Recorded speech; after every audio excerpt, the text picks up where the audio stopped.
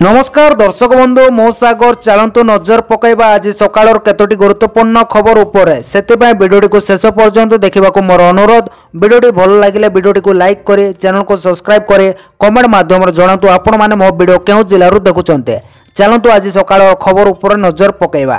प्रथम खबर देखो आसला बड़ खबर यही मास 24 तारिख में मिल सुभद्रार षष्ठ पर्याय टंका एतिकी महिला पाइबे 10,000। जानतु सुभद्रा टंका को नहीं बड़ खबर एप्रिल 24 तारिख में मिल सुभद्रा टंका यही दिन षष्ठ पर्यायर टंका एने सूचना देले उपमुख्यमंत्री प्रभाती परिडा। से कहते जे पुरी रे स्वतंत्र कार्यक्रम में मिल टंका। से आहरी कहते जे मार्च 31 जाए आवेदन करथिबा महिला को मिल टंका 1,70,000 पाइबे 2टी किस्तिर टंका अर्थात 2टी किस्तिर टंका 5,000 10,000 टंका पाइबे एही महिला माने बोली खबर मिली। परवर्ती खबर देखो आसला बड़ खबर भुसुड़ी पड़ी था रत्न भंडार आईन मंत्री को बड़ बयान। भुसुड़ी पड़ी था रत्न भंडार दीर्घ दिन हम मरामती होई न भुसुड़ी पड़ी था रत्न भंडार मरामती होई न भुसुड़ी पड़ी था रत्न भंडार मरामती ने आईन मंत्री पृथ्वीराज हरिचंदन को बड़ बयान। पूर्व सरकार समय रत्न भंडार खोल जाई नथिला, नुआ सरकार आसिबा पर रत्न भंडार गृह खोला गला, अलंकार स्थानांतर हैला आ एबे मरामती काम चलीचे। एपरिक रत्न भंडार को 100 रु 200 वर्ष ठीक रहिला भली मरामती होचे। एतिपाई एसआई को कौनसी प्रकार व्यस्त करा जाऊ नाही,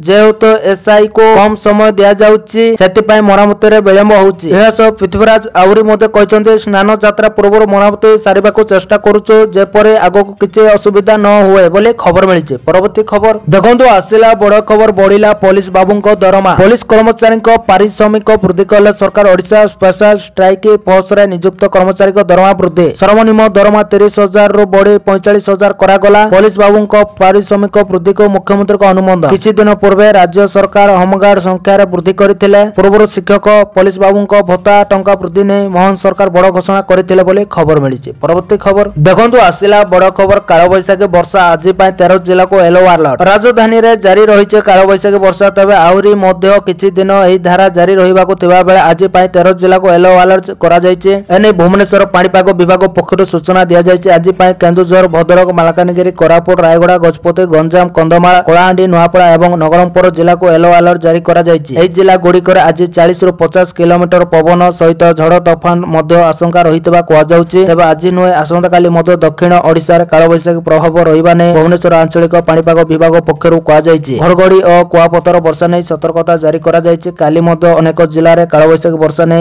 अलर्ट जारी करा जायछि बोले खबर मिलिछि। परवर्ती खबर देखंतु आसिला बड़ खबर 30टी जिल्ला रो 30टी स्कूल रे खेलो इंडिया सेंटर उद्घाटित। राज्य उद्घाटित है खेलो इंडिया सेंटर गुड़िकर वार्षिक 5 लाख टंका व्यय करा जिवो। 30टी जिल्लार 30टी स्कूल रे खेलो इंडिया सेंटर रो उद्घाटन करा जायछि। एणिकी क्रीड़ा क्षेत्र रे कैरियर पय गुरुत्वपूर्ण भूमिका रहिबो एनै सूचना दैचंती क्रीड़ा मंत्री सूरज सूर्यवंशी। सूरज कहचंती प्रति सेंटर पय वार्षिक 5 लाख टंका खर्च हबो। ओलंपिक्स खेल को प्रोत्साहन मिलिबो। ता छडा फुटबॉल खो योगासन भी रहिबो। जो जिल्लार जो खेल अछि ताकू गुरुत्व दिया जिवो। राज्य स्तर सर्वभारतीय स्तर रे लक्षणीय सफलता हासिल करथिबा पूर्वतन खिलाड़ी माने कोच रहिबे। एही सेंटर गुड़िक तृणमूल स्तर रो प्रशिक्षण देवा काम करिवे। जेउटी सेंटर अछि पूर्वरु सेठारे भित्तिभूमि रहिछि। खिलाड़ी क्रीड़ा को कैरियर करि परिबे। केंद्र क्रीड़ा मंत्रालय सहयोग रे एही 30टी सेंटर खोला जायछि बोले खबर मिलिछि। परवर्ती खबर देखंतु आसिला बड़ खबर राज्य रे बढ़िला 2000 ट्रैफिक पदवी। राज्य रे बढ़िला ट्रैफिक पदवी 2000 नुआ ट्रैफिक पदवी को सरकार को मंजूरी। नुआ पदवी को मुख्यमंत्री को अनुमोदन मिलिछि। राज्य स्तर रे 70 एवं जिला स्तर रे 1930 पदवी सृष्टि करा जिवो, जाहाको ने मुख्यमंत्री निजस्व सहमति प्रकाश करिसंते। पदवी बढ़िबा द्वारा राज्य रे ट्रैफिक व्यवस्था संग को सड़क सुरक्षा शाखा सुदृढ़ हबो बोले सरकार आशा करिसंते बोले खबर मिलिछि। परवर्ती खबर देखंतु आसिला बड़ खबर ट्विन सिटी रे हबो नुआ आईटी पार्क। ट्विन सिटी रे हबो नुआ आईटी पार्क एने पूर्त मंत्री पृथ्वीराज हरिचंदन सूचना दैचंते। एही पार्क 1000 हेक्टर जमी रे तयारी हबो। आईटी शिल्प पय तयारी हबो।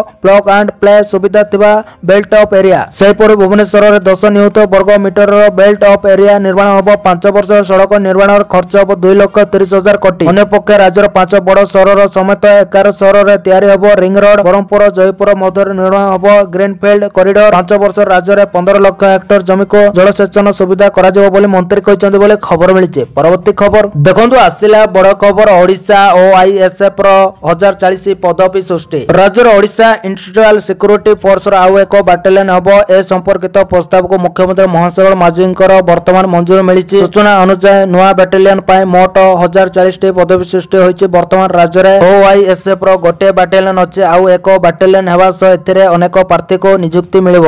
ନୂଆ ବାଟାଲିୟନ ସୃଷ୍ଟି ହେବା ନେଇ ରାଜ୍ୟରେ ସମୁଦାୟ 2ଟି ବାଟାଲିୟନ କାର୍ଯ୍ୟ କରିବ। 2ଟି ବାଟାଲିୟନ ପଦବୀ ସଂଖ୍ୟା 2847 ହେବ। ରାଜ୍ୟରେ ଶିଳ୍ପ ଅଭିବୃଦ୍ଧି ଉପରେ ରାଜ୍ୟ ସରକାର ଗୁରୁତ୍ୱାରୋପ କରି ପଦକ୍ଷେପ ନେଉଛନ୍ତି ବୋଲି ଖବର ମିଳିଛି। ପରବର୍ତ୍ତୀ ଖବର ଦେଖନ୍ତୁ ଆସିଲା ବଡ଼ ଖବର। ଝାରସୁଗୁଡ଼ା ସବୁଠୁ ଉତ୍ତମ 40 ଡିଗ୍ରୀ ଟପିଲା 11 ସହରର ତାପମାତ୍ରା। ରାଜ୍ୟକୁ ଫେରିଲା ତାତି ଆଜି 40 ଡିଗ୍ରୀ ଉପରେ 11ଟି ସହର। ଝାରସୁଗୁଡ଼ା ସବୁଠୁ ଉତ୍ତମ ସହର 43.5 ଡିଗ୍ରୀ ଖରାରେ ସିଝିଲା ଝାରସୁଗୁଡ଼ା। ବଲାଙ୍ଗୀରର ତାପମାତ୍ରା 42.4 ଡିଗ୍ରୀ, ଟିଟିଲାଗଡ଼ ତାପମାତ୍ରା 42 ଡିଗ୍ରୀ। ସେହିଭଳି ସମ୍ବଲପୁରର ତାପମାତ୍ରା ଆଜିର 41.9 ଡିଗ୍ରୀ ଥିଲା। ସୁନ୍ଦରଗଡ଼ 41.8, ବୌଦ୍ଧ 41.5, ହୀରାକୁଦ ସୋନପୁର 41.3, ସେହିପରି ନୂଆପଡ଼ା ତାପମାତ୍ରା 41 ଡିଗ୍ରୀ, ଭବାନୀପାଟଣା 40.8, ରାଉରକେଲାର ତାପମାତ୍ରା ଆଜି 41.8 ଡିଗ୍ରୀ ଥିଲା ବୋଲି ଖବର ମିଳିଛି। ପରବର୍ତ୍ତୀ ଖବର ଦେଖନ୍ତୁ ଆସିଲା ବଡ଼ ଖବର। ସୁଭଦ୍ରା ଯୋଜନାରେ ପୁଣି ତ୍ରୁଟି। ପୁଣି ସୁଭଦ୍ରା ଯୋଜନାର ତ୍ରୁଟି ଦେଖିବାକୁ ମିଳିଛି। ସ୍ୱର୍ଣ୍ଣଲତା ଗିରି ନାମକ ଜଣେ ଜୀବିତ ମହିଳାକୁ ସୁଭଦ୍ରା ଯୋଜନା ରେକର୍ଡରେ ମୃତ ବୋଲି ଦର୍ଶାଯାଇଛି। ସମ୍ପୃକ୍ତ ମହିଳା ଜଣକ ନିଜ ହାତରେ ଧରି ନିଜ ମୃତ୍ୟୁର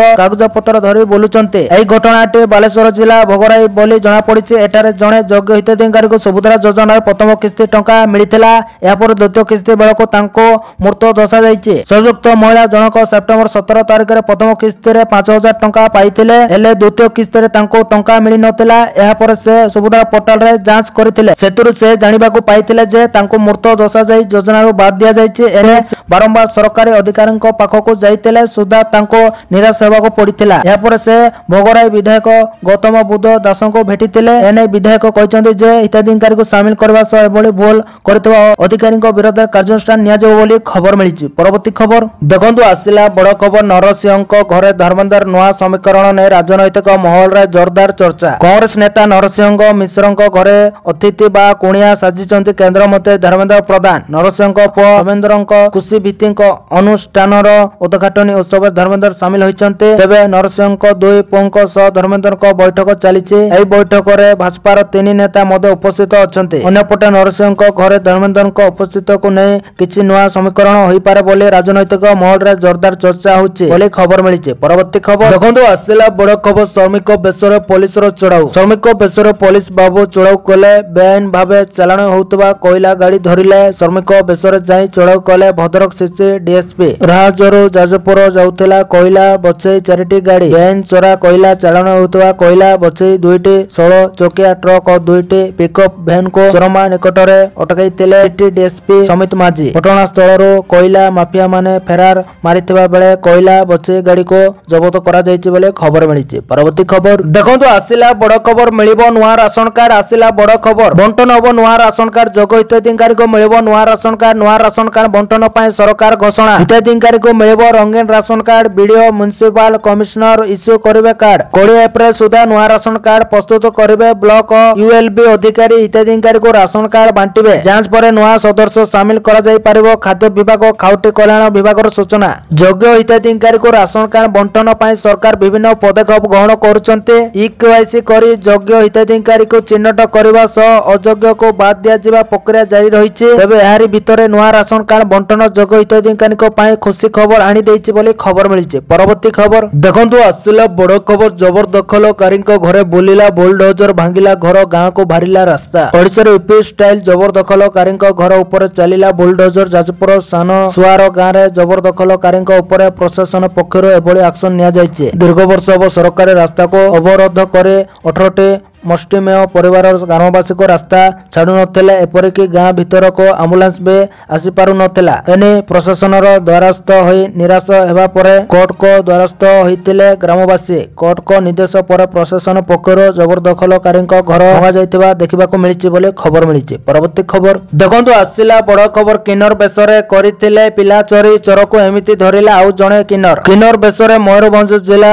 ଠାକୁରମୁଣ୍ଡାରୁ ଏକ ଶିଶୁ କନ୍ୟା ଚୋରି ହୋଇଥିଲା। ତେବେ ଏହି शिशु कन्या को किन्नर बेशरे जणे चोरी करी आनिथिला। शेषरे एही पिला चोर को आउ जणे किन्नर धरिथिबा जणा पड़िछि। जाजपुर रोड अंचल रे किन्नर पिला चोरंक किन्नर माड़ी बसिचंती। तेबे चोर जनक किन्नर होई नथिबा जणा पड़िछि। से किन्नर बेशरे चोरी करथिले। 17 तारिख रे ठाकुर मुंडारू उक्त युवक जनक शिशु कन्या को चोरी करी आनिथिले। मां बासुळेई यात्रा बुलिबा को आसिथिबा बेले चोरी କରି ନେଇଥିଲେ। ଏହି ଚୋରକୁ ଧରିବା ପାଇଁ ଯାଜପୁର କିନ୍ନର ସଂଘର ବଡ଼ ଭୂମିକା ଥିଲା। ଅନ୍ୟ ପକ୍ଷରେ ଚୋର ଜଣକ କହିଛନ୍ତି ଯାତ୍ରାରେ ତାଙ୍କ ମା ପିଲାଟିକୁ ଛାଡ଼ି ଚାଲି ଯାଇଥିଲେ। ତାଙ୍କ ମା ନ ଆସିବାରୁ ସେ ନେଇ ଆସିଛନ୍ତି। ସେ ଚୋରି କରିନାହାନ୍ତି ବୋଲି କହିଛନ୍ତି ବୋଲି ଖବର ମିଳିଛି। ପରବର୍ତ୍ତୀ ଖବର ଦେଖନ୍ତୁ ଆସିଲା ବଡ଼ ଖବର। ନବୀନ ପୁଣି ସଭାପତି ହେଲେ କାର୍ଯ୍ୟକାରିଣୀ ଦ୍ୱନ୍ଦ୍ୱ। ବିଜେଡିର ପୁଣି ସଭାପତି ଭାବେ ଶନିବାର ସର୍ବସମ୍ମତି କ୍ରମେ ନିର୍ବାଚିତ ହୋଇଛନ୍ତି ନବୀନ। ହେଲେ ବିଜେଡି କାର୍ଯ୍ୟକାରିଣୀକୁ ନେଇ ଦ୍ୱନ୍ଦ୍ୱ ଲାଗି ରହିଛି। କାର୍ଯ୍ୟକାରିଣୀରେ କେଉଁମାନେ ସ୍ଥାନ ପାଇଲେ ତାହା କେହି ଜାଣିପାରୁ ନାହାନ୍ତି। ବିଧିବଦ୍ଧ ଭାବେ ସେ ନେଇ କୌଣସି ନାମ ଘୋଷଣା ହୋଇନାହିଁ। ଶଙ୍କ ଭବନରେ ଏନେଇ ସମସ୍ତ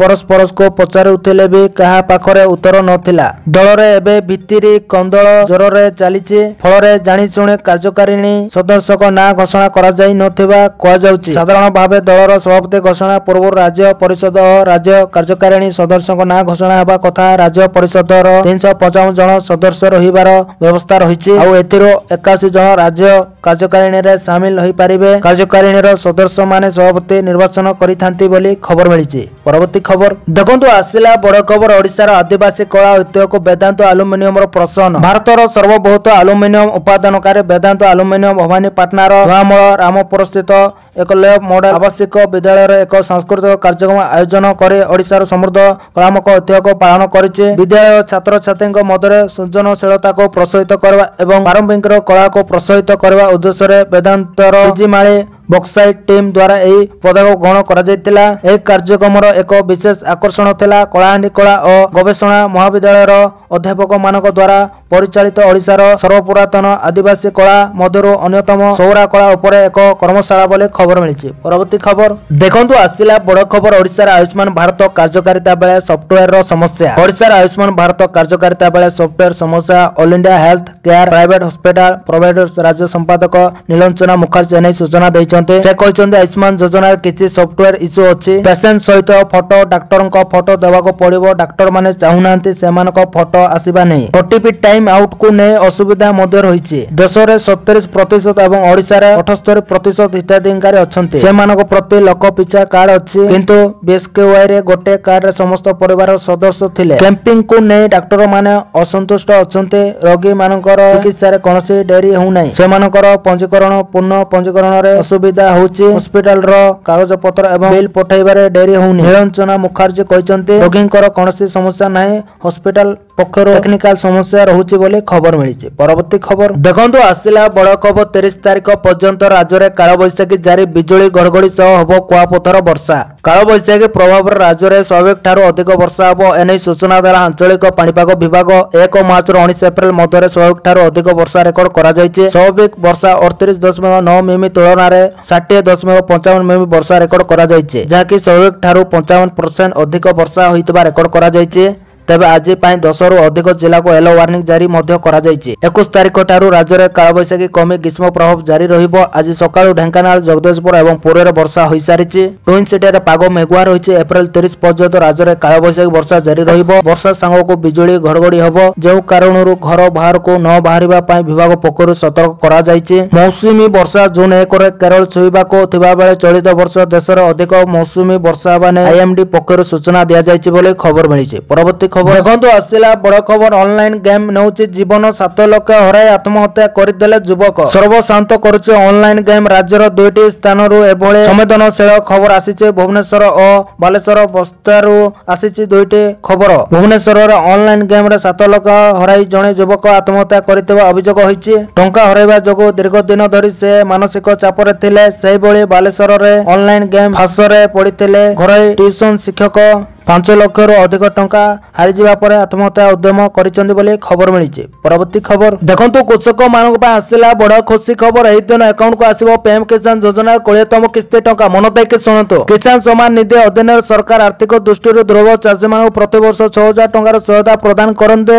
ଏହି ଯୋଜନା ଅଧୀନରେ ସମ୍ମାନ ନିଧି ଟଙ୍କା ଚାଷୀଙ୍କ ଆକାଉଣ୍ଟକୁ 2,000 ଟଙ୍କା ଲେଖାଏଁ 3ଟି କିସ୍ତିରେ ପଠାଯାଏ। ଏହି ଯୋଜନା ଅଧୀନରେ ଚାଷୀମାନେ 19ତମ କିସ୍ତି ପାଇସାରିଛନ୍ତି। ଏବେ ଚାଷୀମାନେ 20ତମ କିସ୍ତି ପାଇଁ ଅପେକ୍ଷା କରିଛନ୍ତି। ଅନେକଙ୍କ ମନର ପ୍ରଶ୍ନ ଅଛି ଯେ କିଷାନ ସମ୍ମାନ ନିଧିର 20ତମ କିସ୍ତି କେବେ ରିଲିଜ ହେବ। ଏପରି ପରିସ୍ଥିତିରେ ଆସନ୍ତୁ ଜାଣିବା ଯେ ସରକାର କେଉଁ ମାସରେ 20ତମ କିସ୍ତି ଜାରି କରିପାରନ୍ତି। ଗତ ମାସ ଫେବୃଆରୀ 24 ତାରିଖରେ ପ୍ରଧାନମନ୍ତ୍ରୀ ନରେନ୍ଦ୍ର ମୋଦି ଚାଷୀଙ୍କ ଆକାଉଣ୍ଟକୁ 19ତମ କିସ୍ତିର ଟଙ୍କା ପଠାଇଥିଲେ। ଗୋଟିଏ ମାସର ଅଧିକ ସମୟ ବିତିଗଲାଣି ଏବଂ ଏବେ ଚାଷୀମାନେ ପରବର୍ତ୍ତୀ କିସ୍ତି ପାଇଁ ଅପେକ୍ଷା କରିଛନ୍ତି। ଯଦି ଗଣମାଧ୍ୟମଙ୍କ ରିପୋର୍ଟକୁ ବିଶ୍ୱାସ କରାଯାଏ, ତେବେ କେନ୍ଦ୍ର ସରକାର ଆସନ୍ତା ଜୁନ୍ ମାସରେ ପ୍ରଧାନମନ୍ତ୍ରୀ କିଷାନ ସମ୍ମାନ ନିଧି ଯୋଜନାର 20ତମ କିସ୍ତି ଜାରି କରିପାରନ୍ତି ବୋଲି ଖବର ମିଳିଛି। ପରବର୍ତ୍ତୀ ଖବର ଦେଖନ୍ତୁ, ଆସିଲା ବଡ଼ ଖବର। ଏସ୍ଏସ୍ସି ପରୀକ୍ଷାରେ ବାଧ୍ୟତାମୂଳକ ହେବ ଆଧାର କାର୍ଡର ଯାଞ୍ଚ। ଜାଣନ୍ତୁ କେବେଠୁ ଲାଗୁ ଏହି ନୂଆ ନିୟମ। କର୍ମଚାରୀ ଚୟନ ଆୟୋଗ ଏସ୍ଏସ୍ସି ମଧ୍ୟ ଆଧାର କାର୍ଡ ଭେରିଫିକେସନକୁ ବାଧ୍ୟତାମୂଳକ କରିବାକୁ ନିଷ୍ପତ୍ତି ନେଇଛି। ୟୁନିୟନ ପବ୍ଲିକ ସର୍ଭିସ କମିଶନ ଏବଂ ରେଲୱେ ନିଯୁକ୍ତି ବୋର୍ଡ ପରେ ବର୍ତ୍ତମାନ ଏସ୍ଏସ୍ସି ମଧ୍ୟ ଏହି ପଦକ୍ଷେପ ଗ୍ରହଣ କରିଛି। ସୂଚନା ମୁତାବକ ବର୍ତ୍ତମାନ ପ୍ରାର୍ଥୀମାନଙ୍କୁ ଏସ୍ଏସ୍ସିର ପରୀକ୍ଷାଗୁଡ଼ିକ ପାଇଁ ଅନଲାଇନ ରେଜିଷ୍ଟ୍ରେସନ କରିବାର ସମୟ ଏବଂ ପରୀକ୍ଷା ପାଇଁ ଫର୍ମ ଭରିବାର ସମୟରେ ଆଧାର ଭେରିଫିକେସନ କରିବାକୁ ପଡ଼ିବ। ଏଥିସହ ପରୀକ୍ଷା ଦିନ ମଧ୍ୟ ସେଣ୍ଟରରେ ଆଧାର ଜରିଆରେ ନିଜ ପରିଚୟ ଆଇଡେଣ୍ଟିଫାଏ କରିବାର ସୁଯୋଗ ମିଳିବ। ଏଭଳି ବର୍ତ୍ତମାନ ଏସ୍ଏସ୍ସିର କୌଣସି ମଧ୍ୟ ଭ୍ୟାକେନ୍ସି ପାଇଁ ଆପ୍ଲାଏ କରିବା ସମୟରେ ଏହି ପ୍ରାର୍ଥୀମାନଙ୍କୁ ନିଜର ଆଧାର ଭେରିଫିକେସନ କରିବାକୁ ପଡ଼ିବ। ଭାରତ ସରକାର ଫାଷ୍ଟ ସିଲେକ୍ସନ କମିଶନଙ୍କ ରେଜିଷ୍ଟ୍ରେସନ ଏବଂ ପରୀକ୍ଷାର୍ଥୀଙ୍କୁ ଭିନ୍ନ ଭିନ୍ନ ଫେଜରେ ଆପ୍ଲିକେସନର ପରିଚୟ ଭେରିଫାଏ କରିବା ଲାଗି ଆଧାର ଭେରିଫିକେସନ ବାଧ୍ୟତାମୂଳକ କରିବାକୁ ମଞ୍ଜୁରୀ ଦେଇଛନ୍ତି ବୋଲି ଖବର ମିଳିଛି। ପରବର୍ତ୍ତୀ ଖବର ଦେଖନ୍ତୁ, ଆସିଲା ବଡ଼ ଖବର। ଏଣିକି ବନ୍ଦେ ଭାରତ ଟ୍ରେନରେ ଶୋଇକି ଯାତ୍ରା କରିବେ ଯାତ୍ରୀ। ଆସୁଛି ସ୍ଲିପର ଟ୍ରେନ। ଏଣିକି ଆହୁରି ସହଜ ହେବ ବନ୍ଦେ ଭାରତ ଟ୍ରେନ ଯାତ୍ରା। Vande Bharat sleeper train launch କରିବ ରେଲୱେ। ଏହାର ପ୍ରଥମ ପର୍ଯ୍ୟାୟରେ ଦିଲ୍ଲୀ ହାବଡ଼ା ଟ୍ରାକରେ ଗଡ଼ିବ। ରିପୋର୍ଟ ମୁତାବକ ଏହି ଟ୍ରେନ ଦେଶର ଅନେକ ଗୁରୁତ୍ୱପୂର୍ଣ୍ଣ ରୁଟ୍ସରେ ଆରମ୍ଭ ହେବାକୁ ଯାଉଛି। ଏଥିରେ ଦିଲ୍ଲୀ ହାବଡ଼ାର ରୁଟ୍ ସାମିଲ। ରେଳମନ୍ତ୍ରୀ ଅଶ୍ୱିନୀ ବୈଷ୍ଣବ ସେପ୍ଟେମ୍ବର 2024ରେ ବନ୍ଦେ ଭାରତ ସ୍ଲିପର ଟ୍ରେନରୁ ପରଦା ଉଠାଇଥିଲେ। କେତେ ରହିବ ଭଡ଼ା? ବନ୍ଦେ ଭାରତ ସ୍ଲିପର ଟ୍ରେନରେ ସମୁଦାୟ 16ଟି କୋଚ୍। ଏଥିରେ 11 third tier, 4 AC second tier. କେତେ ରହିବ ଭଡ଼ା? ବନ୍ଦେ ଭାରତ ସ୍ଲିପର ଟ୍ରେନରେ ସମୁଦାୟ 16ଟି କୋଚ୍। ଏଥିରେ 11 third tier, 4 AC second tier ଏବଂ 1 ଫାର୍ଷ୍ଟ କ୍ଲାସ ଏସି କୋଚ୍ ରହିବ। ଭଡ଼ା କଥା କହିବାକୁ ଗଲେ ଏସି 3 ଟିୟରର ଅନୁମାନ ଭଡ଼ା 3,000 ଟଙ୍କା, ଏସି 2 ଟିୟର 4,000 ଟଙ୍କା ଏବଂ ଫାର୍ଷ୍ଟ କ୍ଲାସ ଏସି 5,100 ଟଙ୍କା ପାଖାପାଖି ରହିବ ବୋଲି ଖବର ମିଳିଛି। ପରବର୍ତ୍ତୀ ଖବର ଦେଖନ୍ତୁ, ଆସିଲା ବଡ଼ ଖବର। ମୁଖ୍ୟମନ୍ତ୍ରୀଙ୍କ ବଡ଼ ଘୋଷଣା। ବୟସ୍କଙ୍କୁ ମିଳିବ 3,000 ଟଙ୍କା। ଏମାନଙ୍କୁ ମନ ଦେଇକି ଶୁଣନ୍ତୁ। ରାଜ୍ୟ ସରକାରଙ୍କ ବଡ଼ ଘୋଷଣା। ବରିଷ୍ଠ ନାଗରିକଙ୍କ ପାଇଁ ମାସିକ ଆର୍ଥିକ ସହାୟତା ବୃଦ୍ଧି କରିବାକୁ ଘୋଷଣା କରିଛନ୍ତି ରାଜ୍ୟ ସରକାର। ଏହା ଅଧୀନରେ 60ରୁ 69 ବର୍ଷ ବୟସର ଲୋକଙ୍କ ପାଇଁ ସହାୟତା ରାଶି 2,000 ଟଙ୍କାରୁ 2,500 ଟଙ୍କା ବୃଦ୍ଧି କରାଯାଇଛି। ଯେତେବେଳେ 70 ବର୍ଷର ଅଧିକ ବୟସର ଲୋକଙ୍କୁ ପ୍ରତି ମାସରେ 3,000 ଟଙ୍କା ମିଳିବ। ସେ କହିଛନ୍ତି 60ରୁ 69 ବର୍ଷ ବୟସର ବରିଷ୍ଠ ନାଗରିକଙ୍କ ପାଇଁ ମାସିକ ସହାୟତା 2,500 ଟଙ୍କା ବୃଦ୍ଧି କରାଯାଉଛି ଏବଂ 70 ବର୍ଷର ଅଧିକ ବୟସର ବ୍ୟକ୍ତିମାନେ ଏବେ ପ୍ରତି ମାସରେ 3,000 ଟଙ୍କା ପାଇବେ ବୋଲି ଖବର ମିଳିଛି। ପରବର୍ତ୍ତୀ ଖବର ଦେଖନ୍ତୁ, ଆସିଲା ବଡ଼ ଖବର। ସର୍ବଭାରତୀୟ ଜିମ୍ ମ୍ୟାନରେ ଛତରପୁରର ବିଷ୍ଣୁଙ୍କ ସଫଳତା। ସଦ୍ୟ ପ୍ରକାଶିତ ଜିମ୍ ମ୍ୟାନ 2025 ପରୀକ୍ଷାରେ ଗଞ୍ଜାମ ଜିଲ୍ଲା ଛତରପୁର ଏନ୍ସିର ବିଷ୍ଣୁ ପ୍ରସାଦ ଶତପଥୀ 99.93% ମାର୍କ ରଖିଛନ୍ତି। ସେ ବର୍ତ୍ତମାନ ଡିଏଭି ଚନ୍ଦ୍ରଶେଖରପୁରଠାରେ ଅଧ୍ୟୟନ କରିବା ସହ ଦ୍ୱାଦଶ ଶ୍ରେଣୀ ପରୀକ୍ଷା ଦେଇଛନ୍ତି। ପୂର୍ବରୁ ଛତରପୁରଠାରେ ପଢିବା ସମୟରେ ଆଇସିଏସ୍ଇ ଦଶମ ପରୀକ୍ଷାରେ ଓଡ଼ିଶା ଟପର ହୋଇଥିଲେ। ବିଷ୍ଣୁ ପ୍ରସାଦ ସ୍ଥାନୀୟ ପାତ୍ର ସାହିସ୍ଥିତ ଦୁର୍ଗା ପ୍ରସାଦ ଶତପଥୀ ଏବଂ ରଶ୍ମିତାଙ୍କ ପୁଅ ଅଟନ୍ତି। ଏହି କୃତିତ୍ୱ ପାଇଁ ସେ ବିଦ୍ୟାଳୟର ସମସ୍ତ ଗୁରୁଜୀ ଏବଂ ପରିବାରର ସମସ୍ତ ଗୁରୁଜନଙ୍କୁ ସେବା ପ୍ରଦାନ କରିଛନ୍ତି। ଆଗକୁ ଜେଇ ଆଡଭାନ୍ସରେ କୃତକାର୍ଯ୍ୟ ହୋଇ ଜଣେ ଦକ୍ଷ ଆଇଟି ଇଞ୍ଜିନିୟର ହେବା ପାଇଁ ଆଶା ରଖିଛନ୍ତି ବୋଲି ଖବର ମିଳିଛି। ପରବର୍ତ୍ତୀ ଖବର ଦେଖନ୍ତୁ, ଆସିଲା ବଡ଼ ଖବର। ପୁଣି ସିବିଆଇ ତଦନ୍ତ ଦାବି କଲେ ନବଙ୍କ ପୁଅ ବିଶାଳ ଦାସ। ବହୁ ଚର୍ଚ୍ଚିତ ନବ ଦାସ ହତ୍ୟାକାଣ୍ଡ ମାମଲା। ହତ୍ୟାକାଣ୍ଡକୁ ବିତିଲାଣି 27 ମାସ। ଏହାରି ଭିତରେ ଅନେକ କିଛି ପରିବର୍ତ୍ତନ ହୋଇଗଲାଣି। ରାଜ୍ୟରେ ସରକାର ବି ବଦଳି ଗଲାଣି। ହେଲେ ଜଣେ ମନ୍ତ୍ରୀଙ୍କ ହତ୍ୟା କଣ ପାଇଁ କରାଗଲା ତା ଉପରୁ ପରଦା ଉଠି ପାରୁନି। ପୂର୍ବ ସରକାର ସମୟରେ ବିରୋଧୀ ଏହି ହତ୍ୟାକାଣ୍ଡର ସିବିଆଇର ତଦନ୍ତ ପାଇଁ ଦାବି କରିଥିଲେ, କିନ୍ତୁ ତତ୍କାଳୀନ ସରକାର ସିବିଆଇକୁ କେସ୍ ଦେଇନଥିଲେ। ଆଉ ସରକାର ବଦଳିବା ପରେ ନୂଆ ସରକାରର ମଧ୍ୟ ସିବିଆଇ ଦାବି ହେଲା। ହେଲେ ଏ ସରକାର ବି ସବୁ ଜାଣି ଚୁପ୍ ବସିଲା। ତେଣୁ ନବ ଦାସ ହତ୍ୟାକାଣ୍ଡ ଉପରୁ କେବେ ପରଦା ଉଠିବ ତାହା ସ୍ୱପ୍ନ ଭଳି ଲାଗିଗଲାଣି। ଏମିତିରେ ନବ ଦାସଙ୍କ ପରିବାର ମଧ୍ୟ କ୍ରାଇମବ୍ରାଞ୍ଚ ତଦନ୍ତରେ ସନ୍ତୁଷ୍ଟ ନଥିବା ଦର୍ଶାଇଛନ୍ତି। ଏପରିକି ମୁଖ୍ୟମନ୍ତ୍ରୀଙ୍କୁ ଭେଟି ସିବିଆଇ ତଦନ୍ତ ଦାବି କରିଛନ୍ତି। ଆଉ ଏହାରି ଭିତରେ ନବଙ୍କ ପରିବାର ମୁଖ୍ୟମନ୍ତ୍ରୀଙ୍କୁ ଭେଟିବା ପାଖାପାଖି 1 ମାସ ବିତିଗଲାଣି। ହେଲେ ଏବେ ଯାଏଁ ସିବିଆଇ ହାତକୁ କେସ୍ ଦେଲେନି ସରକାର। ଆଉ ଏହାରି ଉପରେ ଏକ ନବ ଦାସଙ୍କ ପୁଅ ବିଶାଳ ଦାସ ପ୍ରତିକ୍ରିୟା ଦେଇ କହିଛନ୍ତି, ସରକାର ଉପରେ ଆମର ଭରସା ଅଛି। ପରିବାର ପକ୍ଷରୁ ମୁଖ୍ୟମନ୍ତ୍ରୀଙ୍କୁ ଭେଟିଛୁ। ମୁଖ୍ୟମନ୍ତ୍ରୀ मुख्यमंत्री को भेटी सीबीआई तदंत दाबी करिछु। मुख्यमंत्री न्याय देबे बोले भरोसा रहिছে। जहा कहबा कथा सब मुख्यमंत्री को कहिछु बोले खबर मिलिছে। तो दर्शक बंधु ए आज सकाळ केतोटी गुरुत्वपूर्ण खबर। जदि वीडियोटी भल लागिছে लाइक करबा सहित हम चैनल को सब्सक्राइब करंतु आ वीडियो को शेयर करंतु। वीडियोटी संपूर्ण देखिथिबारु आपण मानको बहुत बहुत धन्यवाद।